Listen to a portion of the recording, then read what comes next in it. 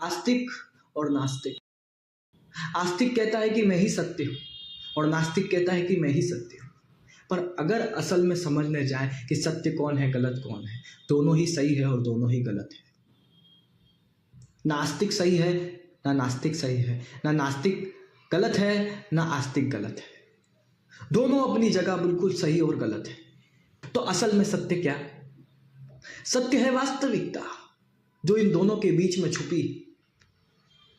वास्तविकता ही सत्य है और सत्य ही शांति और शांति ही जीवन है। इसके अतिरिक्त कुछ नहीं। अगर आप अपने आप को आस्तिक मानते हैं तो भी आप गलत हैं और तो भी आप सही हैं, और अगर आप अपने आप को नास्तिक मानते हैं तो भी आप गलत हैं और सही। तो असल में स्थिर क्या है? अगर हम जीवन में नास्तिक बने तो हम सही और गलत हो सकते हैं, और अगर हम जीवन में नास्तिक बने तो भी हम सही और गलत हो सकते हैं। तो असल में स्थिर क्या है? स्थिर है वास्तविकता, सत्य। अगर सत्य और वास्तविकता आ जाती है तो जीवन में शांति की ज्योति जग जाती,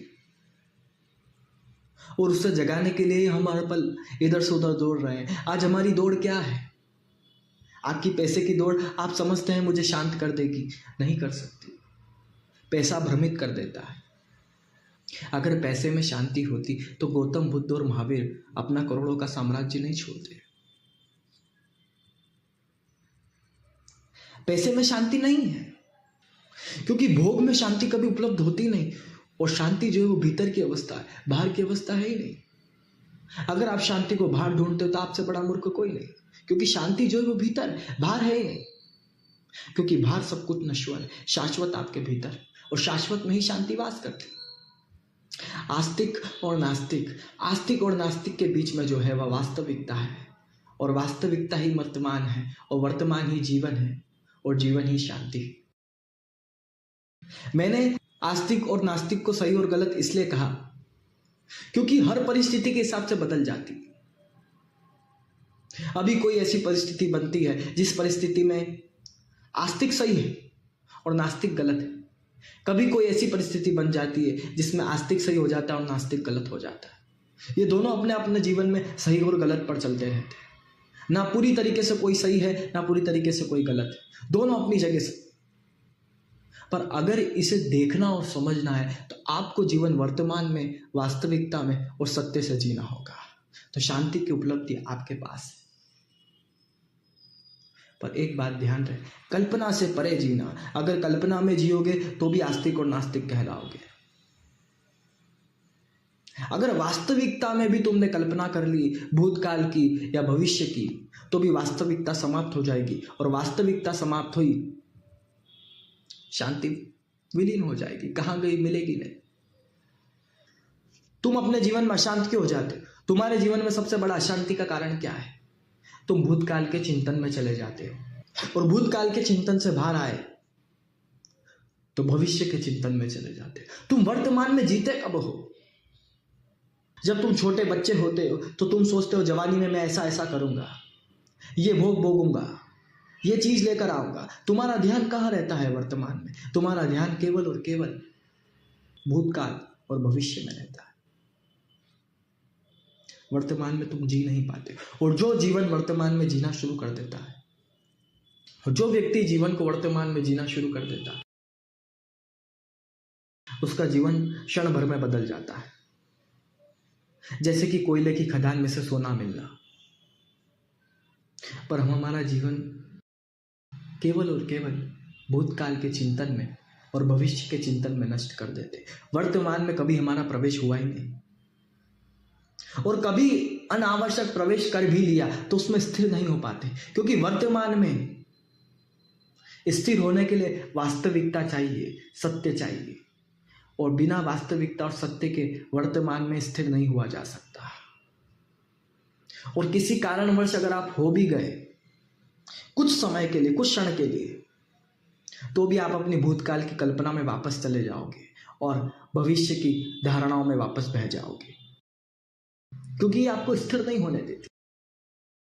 क्योंकि भूतकाल आपके पुराने किए हुए मानसिक अपराधों को, दोषों को, आपके धर्म की धारणाएं के बंधन को आपको उलझा कर रखती है और भविष्य के चिंतन में आपका वर्तमान बर्बाद हो जाता है। और वर्तमान बर्बाद हुआ तो वास्तविकता समाप्त हो गई, और वास्तविकता समाप्त हो गई तो शांति कहाँ गई आप ढूंढने से भी आपको नहीं मिलेगी, चाहे आपके भीतर क्यों ना हो। शांति आपके भीतर ही है, तो वर्तमान में दिखाई क्यों नहीं पड़ती है?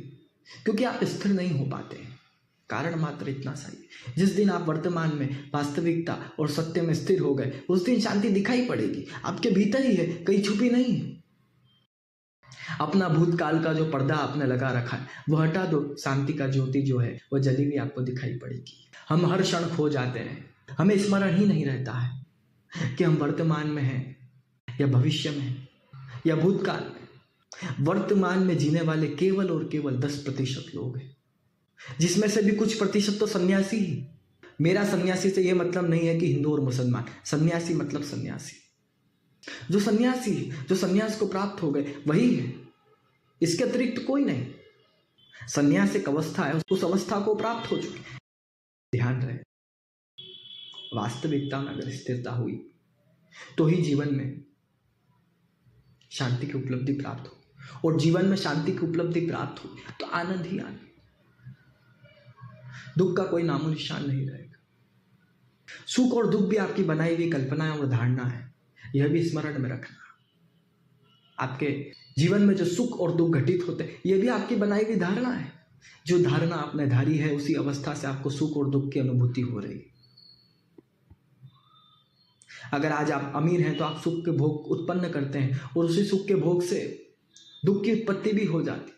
जिस क्षण आपने सुख का बीज बोया उसी क्षण दुख के बीज की उत्पत्ति हो जाती।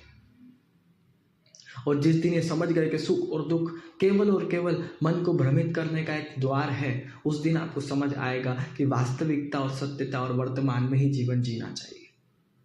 क्योंकि सुख और दुख भ्रमित करते हैं, सुख के पीछे ही दुख है, दुख के पीछे ही सुख है। और जब समझ आ गया कि इन दोनों में कुछ नहीं मिलता है तो व्यक्ति वर्तमान और शांति से जीवन जीना पसंद करता है। और वह जीवन कैसे जी सकते हैं? वर्तमान, वास्तविकता और सत्य, इसके अतिरिक्त कुछ नहीं। और यहां हमको सुख और दुख नहीं मिलता है, यहां केवल और केवल आनंद, शांति। आज के लिए